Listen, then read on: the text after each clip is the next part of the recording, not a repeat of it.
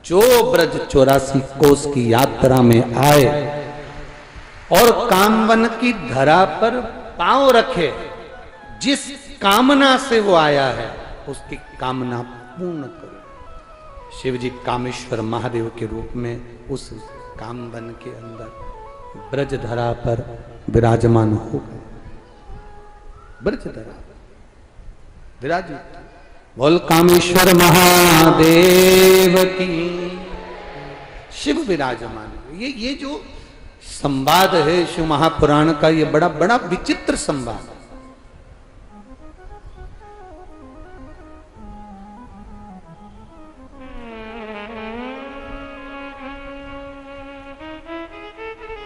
कुछ देना और कुछ लेना साधारणता नहीं है। कितना सुंदर कहा है शिव महापुराण के अंतर्गत। लोग कहते हैं कि शंकर भगवान को केवल व्यक्ति एक बेलपत्र देता है, एक लोटा जल देता है, पर पद्म पुराण, अग्नि पुराण, स्कंद पुराण, कूर्म पुराण, ब्रह्मविवर्त पुराण, जिनके अंदर लिखा है एक बेलपत्र हम शिव को देते हैं, शंकर भगवान को एक बेलपत्र देना उतना ही बलवान है जैसा एक शालिग्राम भगवान को सोने के सिंहासन पर रखकर किसी ब्राह्मण को हम जब दान करते हैं, उसके बराबर एक बेलपत्र शिव को चढ़ाने का फल प्राप्त हो जाता है।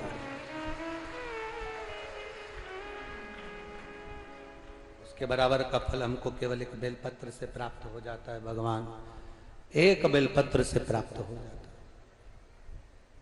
केवल एक बेलपत्र हमने समर्पित करी और उतना फल हमको मिल गया, उतना फल हमको प्राप्त हो गया।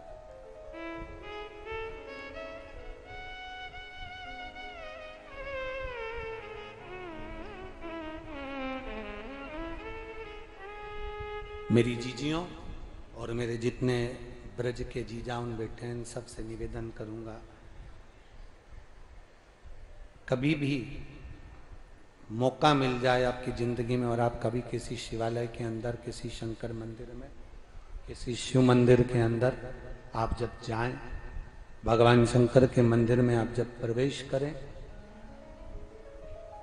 शिवालय के अंदर जब आप पहुंचे, आपके हाथ में जल का लोटा हो, पात्र हो ना हो, आपके हाथ में एक बेलपत्र हो ना हो, पर इतना जरूर याद रखना कि शंकर जी पे चढ़ी हुई अगर बेलपत्र भी आपको मिल जाए और आप उसको धोकर भगवान शंकर को समर्पित कर देते हो, तो उतना ही फल मिलता है जितनी आप बेलपत्र को लेकर आए हो, शंकर जी को आपने समर्पित करा है, उतना ही फल शिव जी पे चढ़ी हुई बेलपत्र को चढ़ाकर भी प्राप्त कर सकते हो। एक पत्र है, देखिए,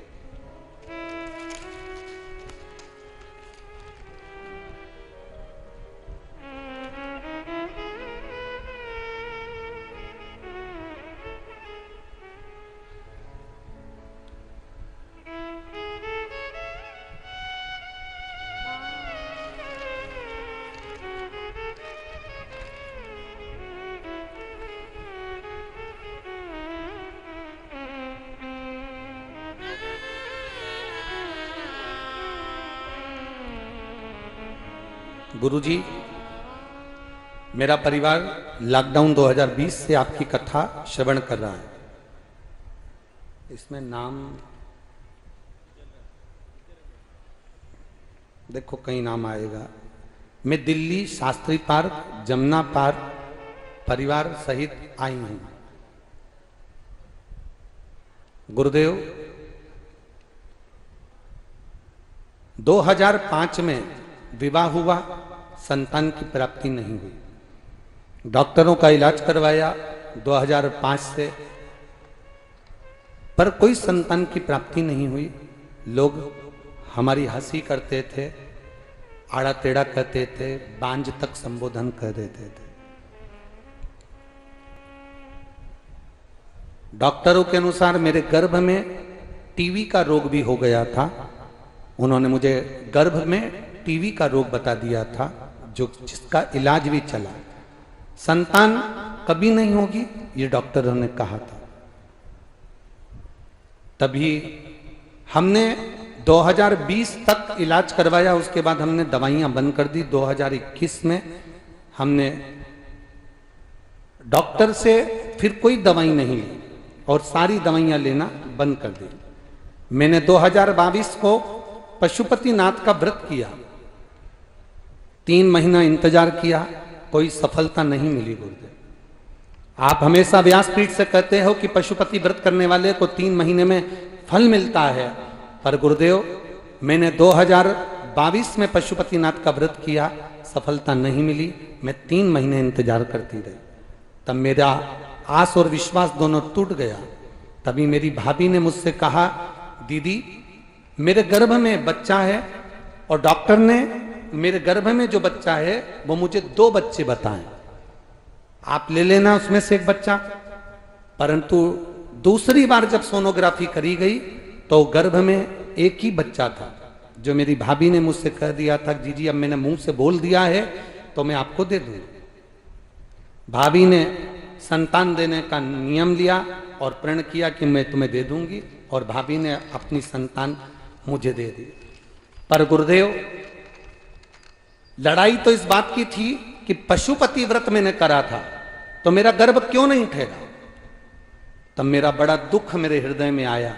पर गुरुजी पशुपति व्रत का केवल 3 महीने के बाद में जब 4था महीना फिर आया और सोमवार का दिन आया तो गुरुदेव पता नहीं बाबा की क्या मर्जी, मेरा गर्भ ठहर गया। और बाबा की कृपा से मेरे गर्भ से बाद में 11/2/2023 को पुत्र रत्न की प्राप्ति हुई, जिसको मैं यहां प्रणाम करने के लिए लेकर आई हूं। ये शिव तत्व है, ओघड़ी शंभु त्रिकालदर्शी। शिव कथा कहती है, आप अगर एक बेलपत्र भी शंकर जी को समर्पित कर रहे हैं, एकमात्र एक बेलपत्र, जरूरी नहीं कि वो बेलपत्र, प्रेशर खोलो, गला पकड़ रहा है बहुत ज्यादा। जरूरी नहीं कि एक बेलपत्र आप अपने घर से लेकर जाएं या एक लोटा जल आप अपने भाव के, आप तो वहां जो शंकर भगवान को बेलपत्र समर्पित है, जो शिव जी के पास में बेलपत्र है, आप उसको उठाकर धोकर भी अगर आप समर्पित कर रहे हैं तो देवाधिदेव महादेव उसको स्वीकार कर रहे हैं। भगवान शंकर उसको स्वीकार कर रहे हैं, भगवान शिव उसको ले।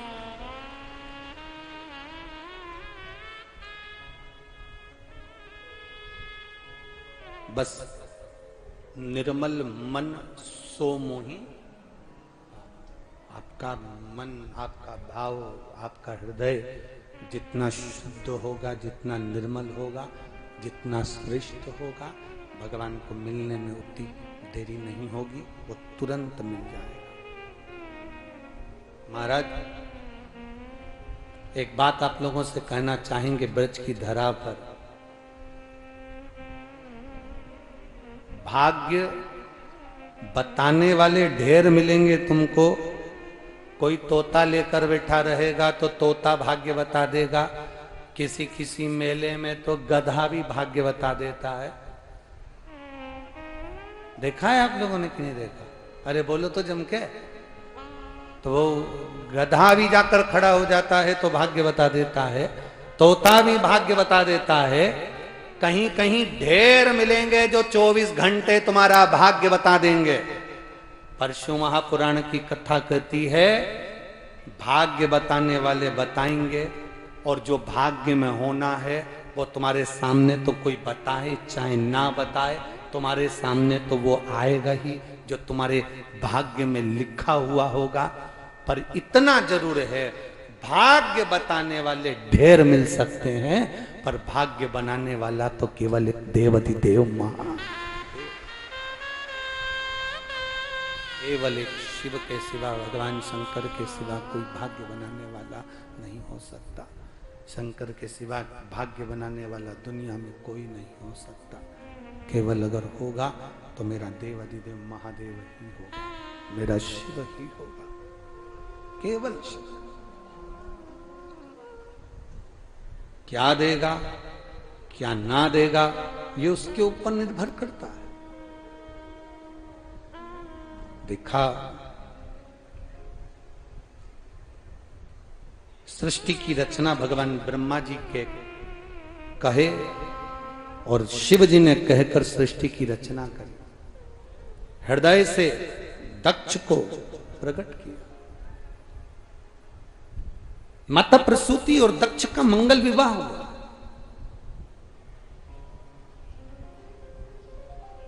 कई कन्याओं का जन्म हुआ। उसके बाद भी दक्ष प्रजापति ने मां जगत जननी से, जगदम्बा से, दुर्गा भवानी से एक बेटी और मांगी। मां, मुझे एक बेटी और दे दीजिए, एक बेटी और मुझे दे दो मां, बस इतनी कृपा करो, मेरे एक बेटी का जन्म और हो जाए। देवी मैया प्रकट होकर बोली कि तेरे घर में इतनी सारी बेटियों का जन्म हो गया, इतनी सारी बेटियां तेरे घर में जन्म ले ली और तू एक बेटी और मंग रहा। 60 कन्याओं का जन्म पहले हो चुका, उसके बाद एक कन्या और मंग रहा। अरे दक्ष कहते हैं कि मुझे बेटा नहीं चाहिए, मुझे बेटी दो। बेटा एक कुल को तारता है और बेटी 2 कुल को तारता।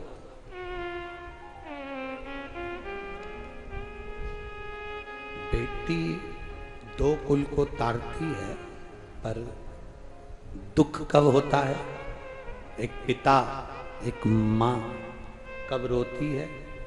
एक माता पिता की आंख में आंसू कब आता है?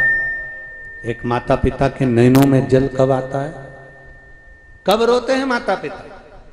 जिस दिन बेटी जन्म लेती है उस दिन से पिता मां 2-2 रुपए जोड़ना प्रारंभ कर देते हैं। यहां जितनी माताएं बैठी है, जितने भाई बैठे हैं, जिसके घर में बेटी जन्म लेती है तो वो उस दिन से जोड़ना प्रारंभ कर देते हैं। साड़ी अच्छी आ गई, मायके से मिल गई, बेटी को दे देंगे, चढ़ावे में रख देंगे, संभाल के बेटी के लिए, संभाल के पेटी के अंदर और पलंग के अंदर, बिस्तर पेटी में नीचे दबा कर। कोई श्रृंगार का डब्बा आ गया, रख दिया, कोई डब्बा मिल गया, रख दिया, कोई बर्तन आ गया, रख दिया, कोई भांडा आ गया, रख दिया, कोई सामान आ गया, रख दिया। बेटी के लिए माता पिता 2-2 रुपए जोड़ना प्रारंभ कर देते।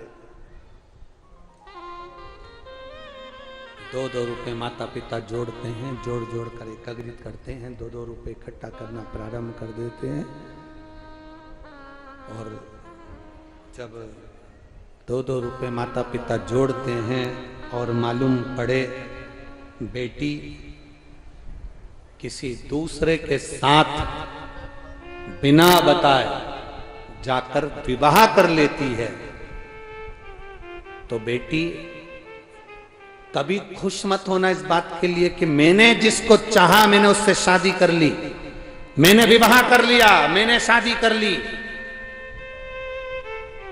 जिन पिता ने, जिन माता ने 2-2 रुपए जोड़े तेरी शादी के लिए और तू दूसरी जगह जाकर शादी कर लेती है, तो इतना अंदाजा जरूर रखना कि माता पिता का वो 2-2 रुपया जुड़ा की जुड़ा रह गया और तेरी शादी के बाद में तू 2-2 रुपए के लिए मोहताज जरूर एक बार जिंदगी में होए, ये निश्चित है।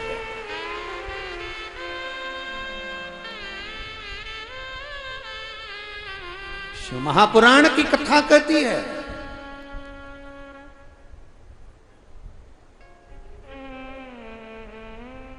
चौरानवे तरह के नरक, उन नरकों से बेटी का कन्यादान पिता को नरक से बचा लेता है। जो पिता दिन भर दुकान पर बैठता है, नौकरी करता है, सर्विस करता है, व्यापार करता है और कुछ गलत बोल देता है, झूठ बोल देता है, कुछ गलत तरीके से कमा कर ले आता है, कुछ गलत तरीके से बोल कर ले आता है, कुछ गलत तरीके से प्राप्त कर लेता है।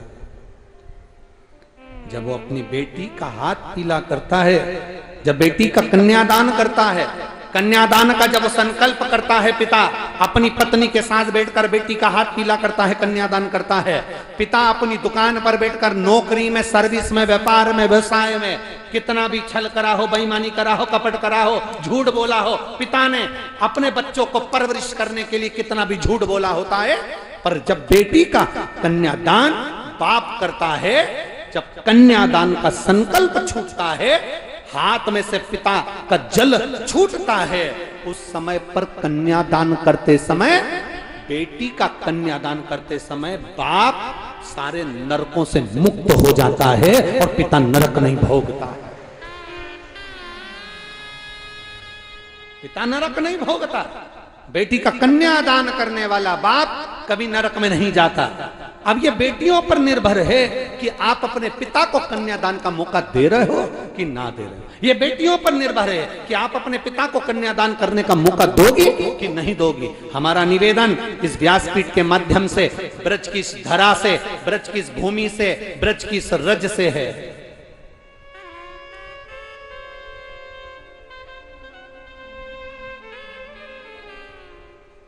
आप अच्छे कॉलेज में पढ़ो, अच्छे स्कूल में पढ़ो, माता पिता जैसे कपड़े तुम पहनना चाहते हो वैसे कपड़े तुम्हारे माता पिता तुम्हें दिलवाते हैं। पिता की औकात नहीं, फिर भी वो हिम्मत कर कर तुम्हें पढ़ने के लिए दिल्ली, आगरा भेज देता है, मथुरा भेज देता है। पिता की सामर्थ्यता नहीं, फिर भी वो बड़े से बड़े कॉलेज में तुम्हारा एडमिशन करा देता है और इस विश्वास पर भेजता है कि मेरी बेटी मेरा नाम करेगी। मेरा बेटियों से निवेदन है, तुम कितने भी अच्छे कॉलेज में पढ़ना, कितनी अच्छी एजुकेशन लेना, पर निवेदन है अपने पिता को कन्यादान का मौका जरूर देना, जरूर दो। अपने पिता को कन्यादान का मौका जरूर, उसको कन्यादान करने का मौका दो। वो बट पढ़ो, खूब पढ़ो।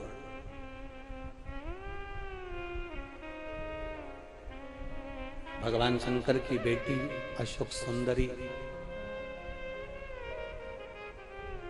अशोक सुंदरी इतनी सुंदर थी, इतनी सुंदर थी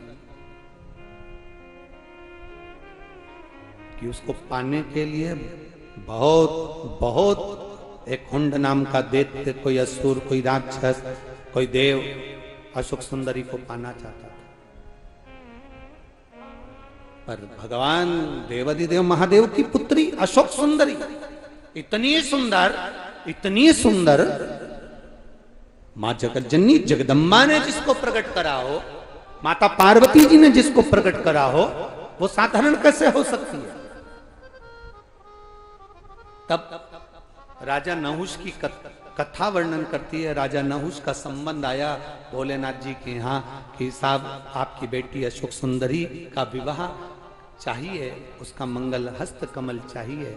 तब बाबा ने जब बेटी को विदा करा है, मेरे शंकर भगवान, लोग कहते हैं क्या शिवजी किसी कन्या का कन्यादान करे हैं? शंकर भगवान ने अपनी बेटी अशोक सुंदरी का जब कन्यादान करा, शंकर पार्वती स्वयं कन्यादान करने के लिए जब बैठे, राजा नहुष के साथ में जब अशोक सुंदरी का मंगल विवाह हो रहा था, जब बेटी का मंगल विवाह हो रहा था, हाथ में हाथ दिया गया, हल्दी का लेपन किया गया, सुंदर कन्यादान का भाव पिंड रखा गया, सुंदर आनंद के साथ में जब देव अधिदेव महादेव गंगा को हस्त कमल में लेकर बेटी के हस्त कमल पर छोड़ने लगे, तब बेटी अशोक सुंदर की आंख से आंसू बहने लगे।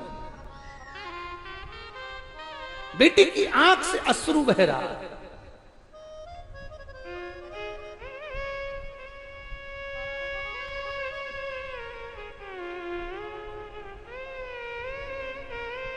बेटी की प्रसन्नता, बेटी के जन्म की प्रसन्नता, बेटी के विवाह की प्रसन्नता, बेटी के बच्चों के जन्म की प्रसन्नता कोई पिता से पूछे क्या होती है। और आप तो ब्रजरज में रहते हो, ब्रजभानु जी के घर में जब लाली को जन्म हुआ था ना, तो ब्रजभानु जी के यहाँ की जो ब्रजभानु जी की जो सासू जी थी ना, राधा जी की नानी, इतनी खुश हुई थी। नानी दोनों बहुत खुश हुई थी। भगवान कृष्ण की जो नानी थी, यशोदा जी की माँ पाटला देवी, जब कृष्ण का जन्म हुआ था, जब वो भी बड़ी प्रसन्न हुई थी, और राधा जी की जो नानी थी वो भी बड़ी प्रसन्न हुई थी। भगवान कृष्ण की नानी तो इतनी प्रसन्न हुई थी, इतनी प्रसन्न हुई थी कि राधा जी की भगवान कृष्ण की नानी ने तो पत्र लिखकर भेज दिया था यशोदा जी के यहाँ, यशोदा तेरे घर में लाला हो गया, तू अपने नानी के घर में उसको लेकर नहीं आएगी। तब यशोदा जी लाला को लेकर जब गई थी ना पाटला देवी के यहाँ, और पाटला देवी के यहाँ जो लाला को लेकर गई थी यशोदा जी, पल्लू में लाला छुपे हुए थे, और अपनी मायके में जो यशोदा जी लाला को लेकर गई और जो पहुंची, तो पहली बार बेटी जब अपने बच्चे को लेकर आती है, घर की जो माँ होती है, बच्चे की जो नानी होती है, वो पानी का लोटा उतारती है और तिलक करती है। तो जो लाला को लेकर यशोदा जी पहुंची थी भगवान कृष्ण को, तो पाटला देवी ने देखा कि लाला कहाँ है, तो इतने में यशोदा जी ने कहा मेरे ये पल्लू में आंचल में छुपा हुआ है। तो इतने में पाटला देवी ने कहा दिखा तो सरी, उसका दर्शन करा तो सरी, कहाँ है वो, जरा दर्शन करा। अब जो यशोदा जी ने अपने लाला के ऊपर से वस्त्र हटाया और पाटला देवी ने जो कन्हैया का दर्शन करा, दर्शन करते से आरती की थाली से आरती नहीं उतार दी, सबसे पहले आरती की थाली नीचे रखी और लाला का मुख फिर से देखा, और देखते से ही बोली रे यशोदा, अरे ओ बेटी यशोदा। यशोदा बोली हाँ मैया, तू गोरी, नन बाबा गोरे, ये कारो कहां से आया? ओ यशोदा। यशोदा जी गोदी में लाला को लेकर बोली मैया, आधी रात को पैदा हुआ इसलिए काला हो गया। पाटला देवी बोली आधी रात को चांद भी तो निकलता है, उसके जैसा हो जाता। मैया रात को हुआ था, मेरे स्तनों में दूध नहीं आया ना मैया, तो घर में जो काली गाय थी ना उसका दूध पिला दिया इसको, इसलिए काला हो गया। यशोदा जी बोली दूध काली गाय का हो चाहे लाल गाय का हो, दूध तो सफेद होता है, फिर ये गोरा क्यों नहीं हुआ? इतने में यशोदा जी बोली जब ये हुआ तो गोपियां इसको गले लगाने को आई, सबकी आंख का काजल चिपक गया, इसलिए काला। अरे आधी रात को जन्म,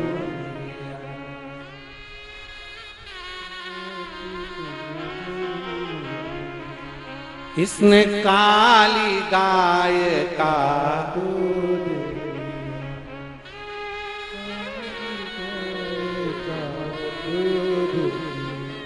गायों का रंग काला, इसलिए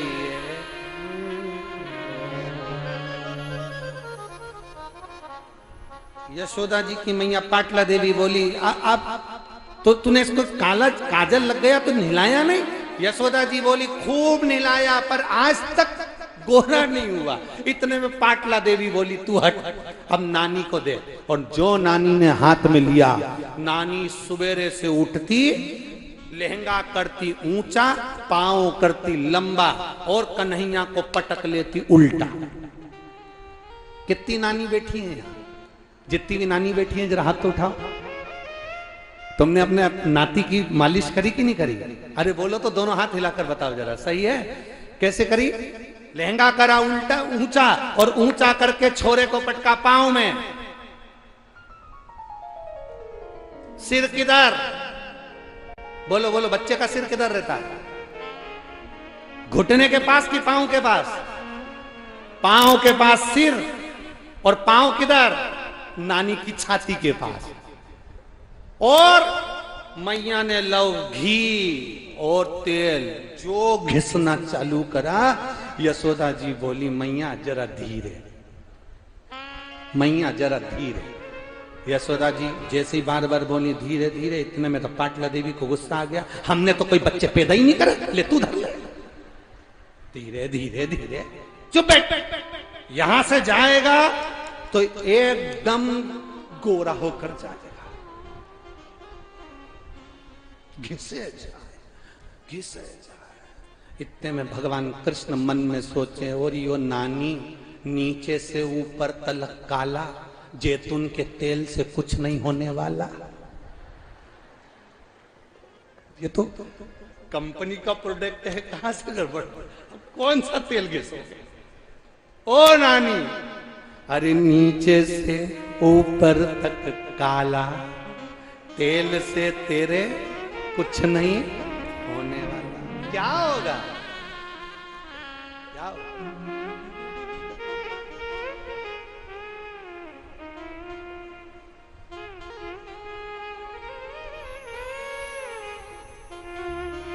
क्या होगा? पाटला देवी ने खूब सुंदर लाला का श्रृंगार किया, खूब सुंदर, बड़ा सुंदर।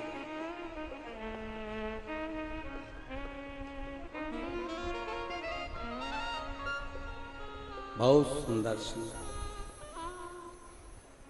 और जो सुंदर श्रृंगार पाटला देवी ने करा, यशोदा जी बड़ी खुश हुई कि मेरे नानी के घर से मेरा पुत्र जा रहा है तो सुंदर बनकर जा रहा है। उस दिन भगवान कृष्ण का नाम श्याम सुंदर हो गया। क्या नाम पड़ गया? अब ये सुंदरता साधारण थी ब्रजभानु जी की। यहां भी जब लाली का जन्म हुआ, बेटी का जन्म हुआ, और लाली जब ब्रजभानु जी के घर में प्रकट हुई, तो बेटी के जन्म पर खुशी किसको कहते हैं? नानी ने अपने सिर पे रखा गाड़ी का चक्का, चक्के पर रखा घड़ा, घड़े पर रखा घड़ा, घड़े पर घड़ा, घड़े पर घड़ा, और उस पर घी की बाती जलाकर नाचती नाचती नानी ब्रजभानु जी के यहाँ जाकर कहती है, मेरी बेटी के घर में बेटी हुई है। ये प्रसन्नता होती है बेटी के जन्म की। ये ब्रज में ब्रजवासियों से सीखना चाहिए कि बेटी के जन्म की प्रसन्नता किसको करें।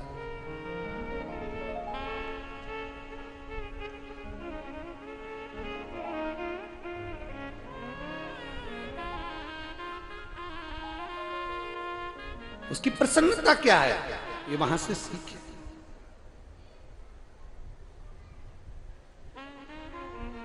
भगवान जब अशोक सुंदरी का हाथ में हाथ देकर कन्यादान कर रहे हैं, गंगा का जल हस्त कमल से नीचे दे रहे हैं, कन्यादान छोड़ते समय अशोक सुंदरी की आंखों में जल भरा था। पिता की दृष्टि गई भोलेनाथ जी की अशोक सुंदरी के ऊपर।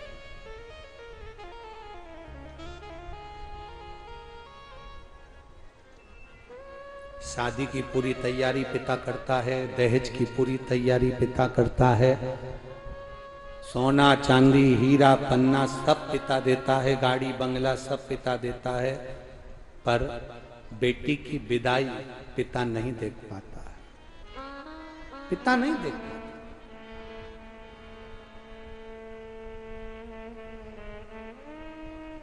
बेटी की विदाई नहीं देख पाता। शिव जी अशोक सुंदरी को देखकर कन्यादान करने के बाद पार्वती जी से कहते हैं, ये बेटी की विदा है। सुनो पार्वती, अशोक सुंदरी के नैनों में जल है। अशोक सुंदरी कन्यादान होने के बाद जब विदा होने लगी तो अपने पिता के पास में आई। शिव जी से अशोक सुंदरी कहती हैं, बाबुल मैं जा रही हूं, आप मुझे कोई वर ना देंगे? शिव कहते हैं, सुन अशोक सुंदरी, संसार की जो बेटी, संसार की जो स्त्री, संसार की जो नारी तेरा नाम लेकर, तेरा स्पर्श कराकर अगर एक अक्षत का दाना भी मुझे देगी तो वो बेटी की आंख में कभी आंसू नहीं आने दूंगा। ये वचन शिव ने अशोक सुंदरी को। एक अक्षता, एक अक्षत का दाना, एक चावल का दाना। आज भी मेरी माताओं से निवेदन करूंगा, यहां पर जितनी बहन बेटियां बैठी हैं और आस्था चैनल के माध्यम से पूरे विश्व की जो माताएं कथा सुन रही हैं, फेसबुक यूट्यूब के माध्यम से जहां आप लोग कथा श्रवण कर रहे हैं और लाखों की संख्या में पधारी हुई सारे बहन बेटियां अगर इस कथा को श्रवण कर रही हैं तो अपने भीतर उतारना। जब जब तुम्हारी जिंदगी में दुख आए, जब जब तुम्हारी आंखों में आंसू आए, किसी से जाकर मत कहना कि तुम्हें ये दुख है। एक चावल का दाना लेकर जाना, अशोक सुंदरी का स्पर्श कराकर भगवान शंकर के शिवलिंग पर आखा, आखा मतलब टूटा हुआ नहीं, पूर्ण अक्षत शिव को समर्पित करना। ज्यादा से ज्यादा 8 दिन, 15 दिन, 20 दिन बाबा को चढ़ा कर देखना, तेरी आंख में आंसू नहीं रहने देगा मेरा भोलेनाथ, ये निश्चित था। एक पत्र आया है, एक पत्र में लिखा,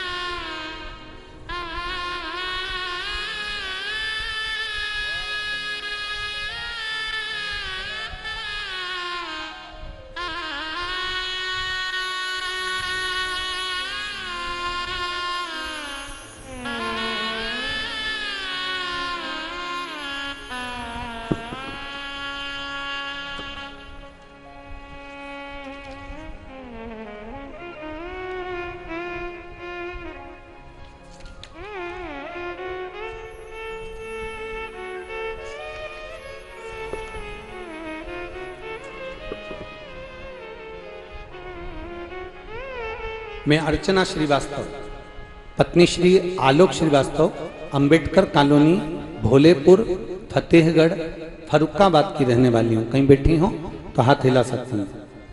अगर कहीं बैठी हो, आप ही हैं? हाँ, दोनों हाथ ऐसे हिला दो, पीछे की ओर है। हाँ, दोनों हाथ हिला दो एक बार वापिस। ठीक है। फरुखाबाद की रहने वाली हूँ गुरुदेव। मेरा बेटा आकाश श्रीवास्तव जो भारतीय सेना की तैयारी कर रहा था, उसने कई बार परीक्षाएं दी, कुछ नंबरों से रह जाता था। बेटा बहुत निराश हो गया। मां हूं ना गुरुजी, मन में थोड़ा सा भाव आया, बेटे को देखकर दुखी हो, बार बार परीक्षा देता, बार बार रह जाता। अब की बार मैंने बेटे से कहा, तो चिंता मत कर, देवादिदेव महादेव पर पूरा भरोसा रख, एक लोटा जल समर्पित कर, पशुपति व्रत कर, एक बेलपत्र या एक अक्षत का दाना शिव को चढ़ाना प्रारंभ कर। गुरुदेव, जो बेटा कई सालों से लगा हुआ था और उसका नहीं हुआ, बाबा की कृपा का मैं क्या वर्णन करूं। सीहोर गया मेरा पुत्र, रुद्राक्ष उत्सव में होकर आया, वहां से रुद्राक्ष उत्सव में रुद्राक्ष तो नहीं मिला तो कंकर लेकर आ गया। कंकर की पूजन करता शंकर मानकर। आपने कहा था हरताली का तीज पर 5 फुलेरे का दर्शन करना, शिव कृपा जरूर करते हैं। मेरे बेटे से कहा तू 5 फुलेरे का दर्शन कर। बेटा कहता है माँ ये महिलाओं का त्योहार है, महिलाएं पूजन करती हैं, मैं दर्शन करने जाऊंगा, लोग क्या कहेंगे। मैंने कहा दुनिया कुछ भी कहे, तू तो बाबा के दर्शन करने 5 फुलेरे का जा। मेरा बेटा 5 फुलेरे का दर्शन करने गया और बाबा की कृपा से 21/9/2023 को मेरा बेटा इंडियन आर्मी में सिलेक्ट हो गया। मैं बाबा को यहाँ धन्यवाद देने के लिए आई हूँ। ये शिव तत्व है, ओ घड़ी है, बैठी है बहन। हर हर महादेव।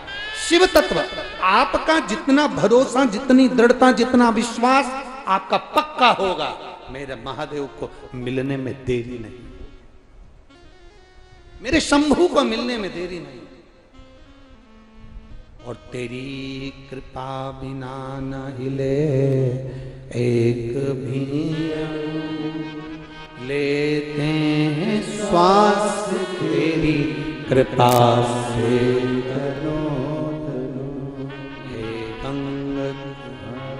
मुक्ति ओंकार तू, भोले ओंकार तू, आयु शरण तिहारे शंभो तारे तू। शिव वचन दे रहा है, और एक बार अगर शंकर वचन दे दें तो वो वचन निभता है।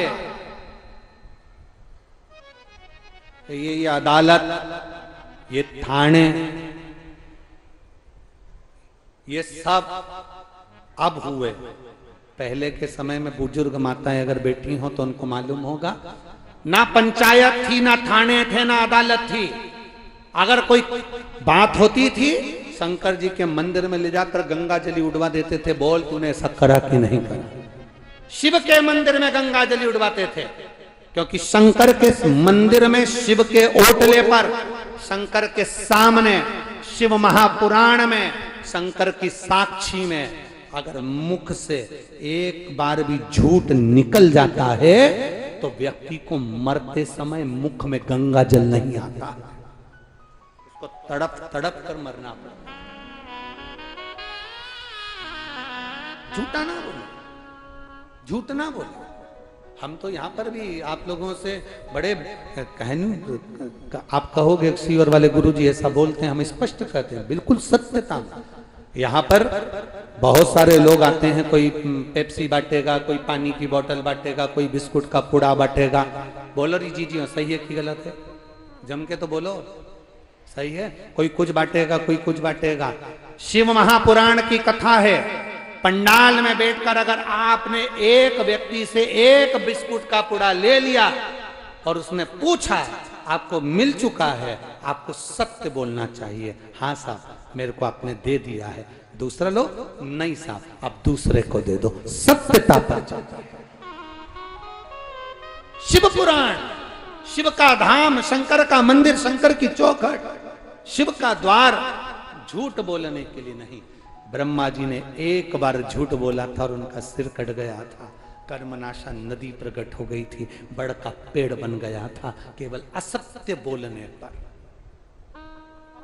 केवल असत्य, जो बोलो सत्य बोलो। इसलिए शमशान ले जाते समय, मुर्दे को जब शमशान ले जाते हैं तब चिल्ला चिल्ला कर कहते हैं राम नाम। अरे अच्छे से तो बोलो राम नाम सत्य। चिल्ला चिल्ला कर ले जाते हैं, क्योंकि अब तुम उसके दरवाजे जा रहे हो जिसको सत्य पसंद है, जिसको सत्य प्रिय है।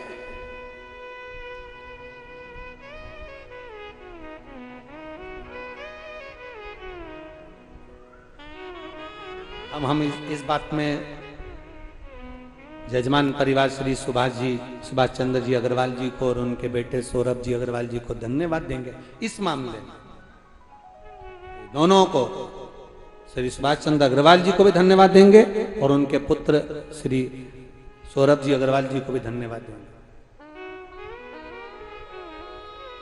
जब अलवर में मिलने के लिए आए थे, ये कथा तो बहुत पुराने में ली हुई है इनने, पर अलवर में जब मिलने के लिए आए थे तो इनके मुख से, अग्रवाल जी के मुख से, सुभाष चंद्र जी अग्रवाल और सौरभ जी के मुख से एक शब्द बहुत सुंदर निकला। इन्होंने एक बात बड़ी अच्छी कही, गुरुदेव हम तो अलवर आए हैं व्यवस्था देखने के लिए, हम मैनपुरी भी आएंगे व्यवस्था देखने के लिए, पर गुरुदेव हम तो केवल निमित्त हैं। सुभाष चंद्र जी अग्रवाल जी का शब्द देखिए, हम तो केवल निमित्त हैं। कथा करवाने वाला स्वयं वो भोलेनाथ है और करने वाला, संभालने वाला भी भोलेनाथ। और गुरुदेव उन्होंने एक बात बड़ी अच्छी कही, इसको कहते हैं कि सत्यता का वचन क्या हो। हम सुभाष चंद्र जी अग्रवाल जी को इस बात के लिए साधुवाद दें, धन्यवाद। गुरुदेव प्रयास पूरा रहेगा कि भोलेनाथ इस ब्रज रज में आ रहे हैं और इतने सालों के बाद इस ब्रज रज में शिव महापुराण की कथा होने जा रही है, तो हम तो क्या, हमारा बांके बिहारी खुद इस कथा की व्यवस्था आगे रहकर कर देगा। ये विश्वास, ये भरोसा, ये दृढ़ता, इसको भरोसा कहते हैं, इसको दृढ़ता कहते हैं, इसको विश्वास कहते हैं। और करा, ये भोलेनाथ ने, आज कथा का तीसरा दिन है, तृतीय दिवस है। जरा विचार करिए, जब हमने सूचना पाई थी तब मालूम पड़ा था कि 3 दिन के पहले आप लोग भी, ऑटो वाले, गाड़ी वाले और आप लोग भी यहाँ बैठे हो, कितनी तेज प्रचंड गर्मी पड़ रही थी। बोलो सही है कि गलत है? सूरज की तेज किरणें पड़ रही थी, पर वो कोसी माता को धन्यवाद है जिन्होंने अपने पति के लिए सूर्य देवता को भी ठहरा दिया था। आज तक वो सूर्य, हमने तो केवल कथा के माध्यम से माता कौसी से कहा था, हे कौसी माता आप जब सूर्य को कह सकती हो कि तू उदय मत होना, तो बस इतना सा निवेदन करना कि भक्त आए तो उनको गर्मी ना लगे, अगर टेंट कम भी पड़ जाए तो छाया बनी रहे, बस इतना जरूर बाबा से कहा। आज 3 दिन हो गए, 3 दिन में 1 मिनट के लिए भी नारायण नहीं आए। बोलो सही है कि गलत है? 1 मिनट के लिए भी सूर्य देवता सम्मुख में नहीं आए, और जब आए थोड़ी देर छांव करी, बाबा की कृपा हुई, कथा श्रवण करी, और ये सारा पुण्य, सारा आनंद सुभाष चंद्र जी अग्रवाल जी, ये आपका और आपके परिवार का ये पुण्य है, आपके पूर्वजों का पुण्य है, आपके माता पिता का जो पुण्य है, जो आज ये कथा के रूप में आपको प्राप्त हुआ है। ये कथा के रूप में पुण्य की गुल्लक भराई फूटी तो ये शिव महापुराण की कथा में पुण्य की गुल्लक। और जितने लोग कथा श्रवण करने आ रहे, कई लोग कोसी के भी होंगे और कई लोग कोसी के ऐसे भी होंगे, बहुत भीड़ है, जाम लग जाता है, घर पहुंचते पहुंचते टाइम हो जाता है, इसलिए कैसे जाएं, क्या करें, अपन तो टीवी पे सुन लेंगे। तो भगवान भी कह देगा तेरी दुख की घड़ी में मैं भी कैलाश पे से सुन लूंगा, उसमें कोई टेंशन नहीं। तेरे मंदिर में आना मेरा काम है और मेरी बिगड़ी बनाना तेरा काम है। वो तो कोसी वालों तुम्हारा भाग्य जाग गया रे, किस्मत जाग गई तुम्हारी, जो ये शिव महापुराण की कथा दामोदर मास में कार्तिक महीने में यहाँ पहुंच गई। दिल्ली वालों, नोएडा वालों, मथुरा वालों, आसपास के जितने रहवासी हो, तुम्हारे भाग्य बड़े प्रबल हैं जो ये कथा यहाँ पहुंची है। नहीं तो 4 साल लग गए इस कथा को यहाँ पहुंचने में, 4 साल बाद पहुंची। अभी ये कथा प्रयागराज में होने वाली थी, वो कथा कैंसिल हुई। तो कथा कैंसिल हुई तो हमारे यहाँ डायरी में एक नाम लिखा रहता है कि 15 दिन पहले अगर कथा कैंसिल हो जाए तो कौन उस कथा को करवा सकता है। ऐसे जजमानों के नाम रहते हैं। 2 महीने पहले कैंसिल हो जाए तो कथा कौन करवा सकता है। तो जो 15 दिन पहले कथा कैंसिल हुई तो माननीय दादा बाबू भूसे को मालूम पड़ा, सूचना दी गई यहाँ से कि 15 दिन बचे हैं और कथा एक कैंसिल हुई है, आप कराने के अगर इच्छुक हैं व्यवस्था कर सकते हो तो करा। तो हमने कहा कि धूलिया वालों पर बड़ी कृपा हुई, नासिक वालों पर बड़ी कृपा हुई, जो बाबा ने कृपा 15 तारीख से 19 तारीख तक की जो कथा थी, वैसे वहाँ कथा जो थी वो 9 दिन की थी, तो 2 कथा को 2 जगह डिवाइड करा गया, एक धूलिया एक नासिक, 5 दिन इधर 5 दिन उधर। तो धूलिया वाले भी बड़े किस्मत वाले हैं महाराष्ट्र के, जिनको 15 तारीख से 19 तारीख तक कार्तिक महीने में शिव महापुराण की कथा 5 दिन की श्रवण करने का सौभाग्य मिलेगा, 1 बजे से 4 बजे तक। ये शिव कृपा के बिना नहीं मिल सकता, शंकर भगवान की उदारता के बिना ये सब प्राप्त हो ही नहीं सकता, शिव बिना नहीं। महाराज शिव जी ने वचन दे दिया, ए अशोक सुंदरी क्यों रोती है। अशोक सुंदरी अपने पिता के हृदय रखकर नैनों से जल भर कर रोती है, और शंकर भगवान वचन देते हैं, सुन अशोक सुंदरी, जैसे तू मेरी बेटी है, जैसे तू मेरी बेटी है, वैसे ही अशोक सुंदरी संसार की कोई नारी, संसार की कोई स्त्री, संसार की कोई नारी, कोई स्त्री, कोई नारी कोई स्त्री संसार की एक अक्षता में आज की कथा में आप लोग स्मरण करेंगे, बहुत बहुत ध्यान देना। हम तो कहेंगे जिस नारी के गर्भस्थ में, गर्भ में, बच्चादानी में, पेट के अंतर्गत कहीं पर भी गांठ पड़ जाए, कहीं पर भी गांठ, और डॉक्टर कह रहे हैं कि इसका ऑपरेशन जरूरी है, बहुत जरूरी, प्रयास करना जैसा इन पत्रों में लिखा है।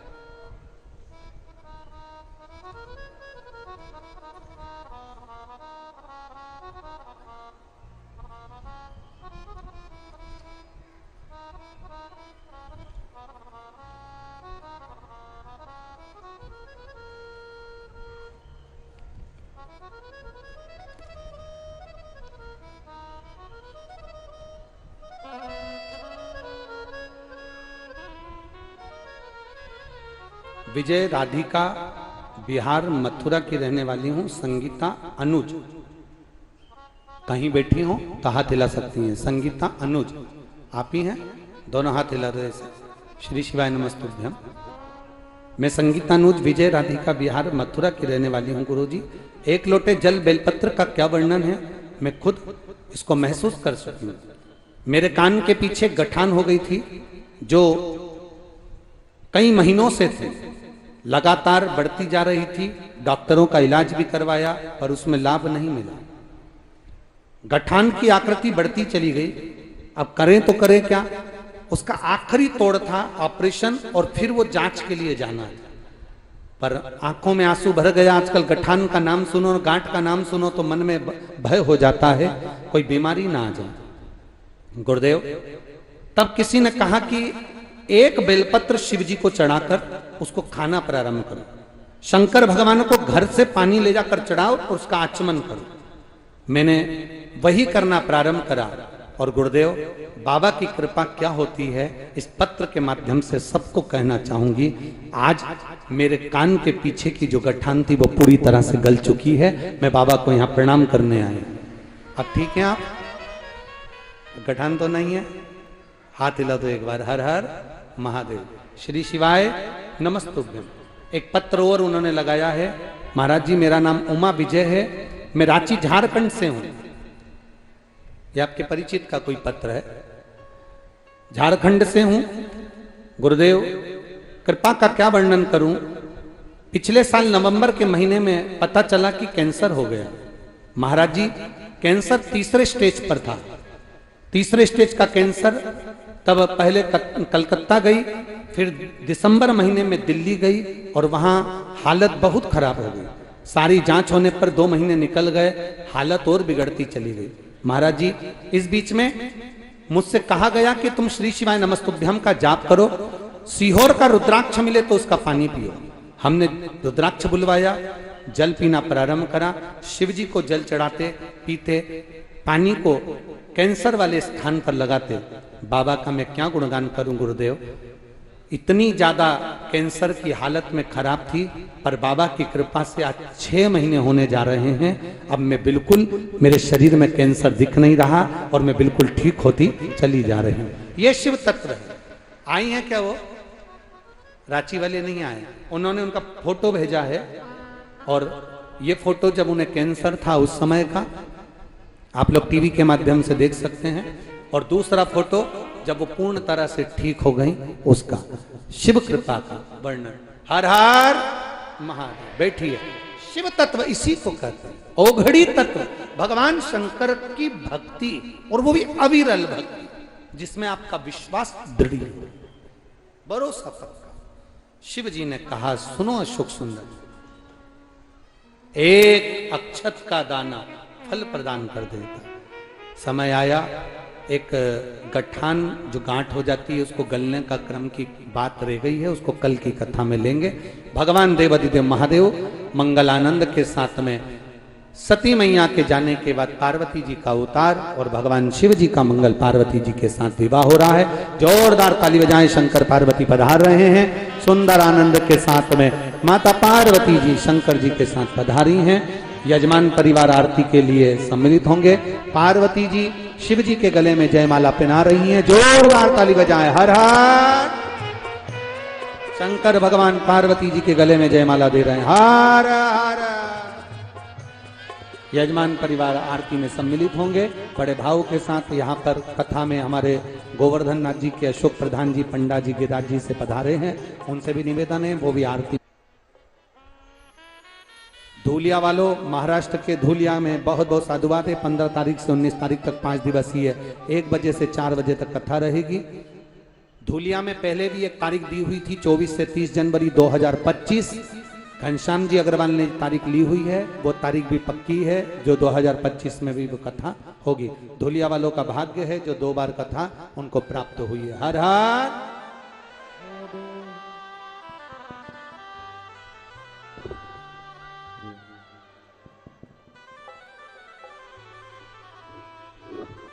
बोल काशी विश्वनाथ भगवान। जय शिव ओंकार।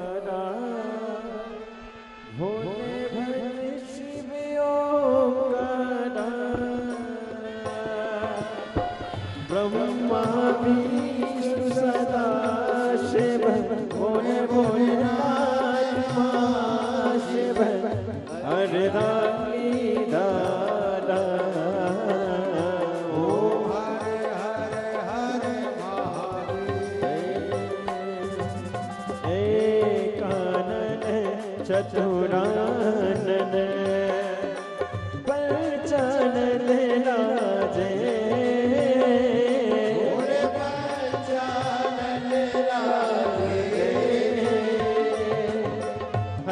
शासन गरुड़ासन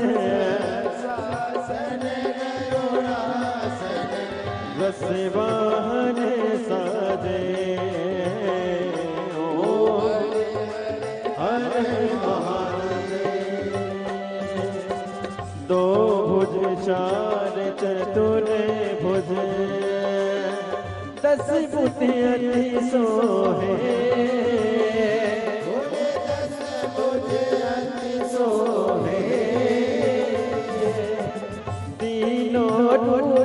निरखता त्रिभुवन जन मोहे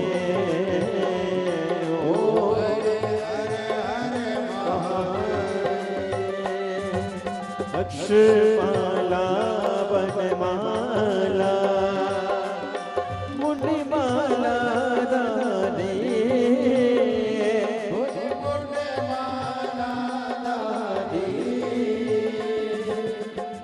पुरानी कसारे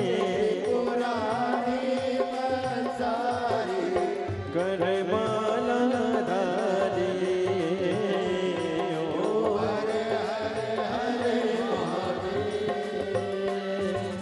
श्वेतांबर पीतांबर बागांबर अंगे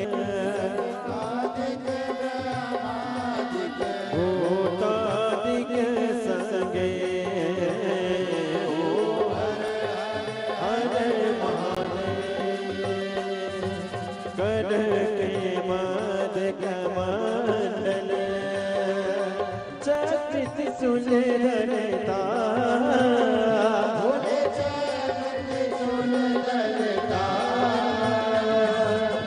जग कटता जग हरता जग पालन करता ओ हर हर